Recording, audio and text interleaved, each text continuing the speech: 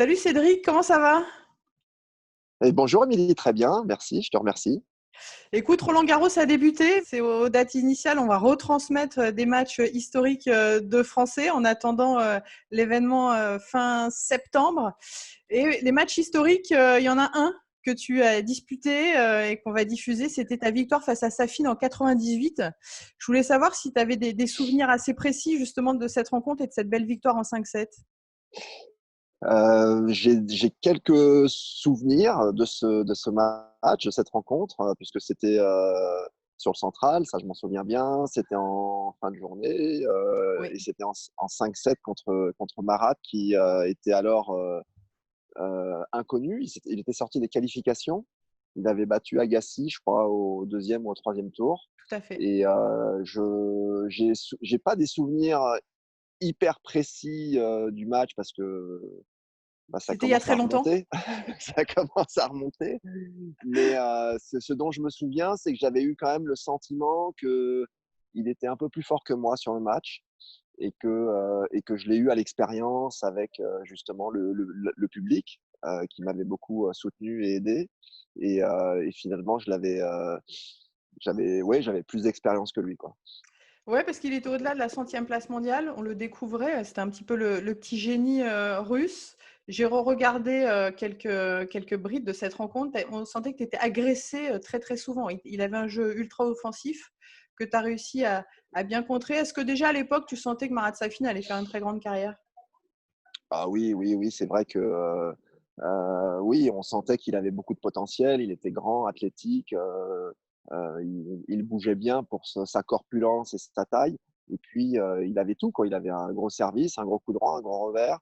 Après, à ce moment-là et au début de sa carrière, même si ça s'est un petit peu vérifié par la suite, tout ce qui était un petit peu le filet, le jeu en toucher, c'était pas trop son truc. Mais il était tellement fort dans les autres compartiments que voilà, il mettait, comme tu l'as dit, une grosse pression parce qu'on sentait que en face, on sentait que le coup gagnant pouvait partir de n'importe quel endroit du court. Et ça, c'est toujours très dérangeant quand on joue parce qu'on ne sait jamais ce qui va sortir de la raquette de son adversaire. Toi, comment tu qualifies ton histoire à Roland-Garros? En 98, quand tu bats Safin, tu fais demi-finale. Mais sur toute ta carrière, comment tu analyses ton parcours à Roland-Garros? Bah, il y a eu, je dirais qu'il y a eu plusieurs parties. Il y a eu le début qui a été peut-être un petit peu compliqué parce que j'étais,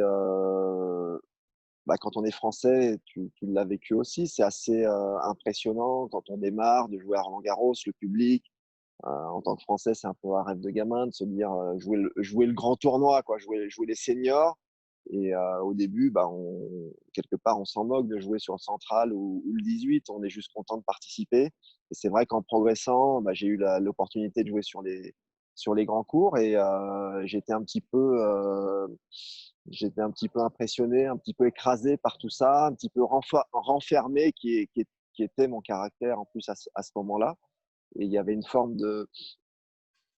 d'incompréhension, je dirais, qui s'est installée pendant la première partie de carrière. Et puis petit à petit, comme on dit, les relations se sont réchauffées jusqu'à ce beau parcours en 98, qui reste mon plus beau parcours à Roland-Garros, où, où du coup j'ai été beaucoup plus vers eux, vers le public. J'étais beaucoup plus demandeur.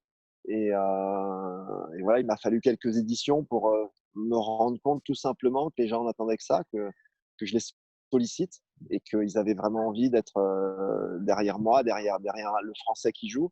Et voilà, j'ai vécu des superbes moments cette année-là et par la suite. Quelle orientation tu peux donner à un joueur justement qui vit la même chose? Parce que l'analyse est assez juste. Quand on commence, on n'a pas beaucoup d'expérience, donc forcément, on est extrêmement tendu. Puis au fil du temps, c'est un peu comme le bon vin, on s'ouvre de plus en plus. Justement, qu'est-ce que tu dis aux jeunes, voilà, que tu peux rencontrer qui sont dans la même situation? Je pense que la finalité, il est certain que c'est d'aller vers le public. C'est une énergie qui est fantastique. une énergie qui est hyper puissante et qui peut vraiment faire qu'on peut à un moment se surpasser, aller chercher une énergie qu'on ne soupçonne pas forcément.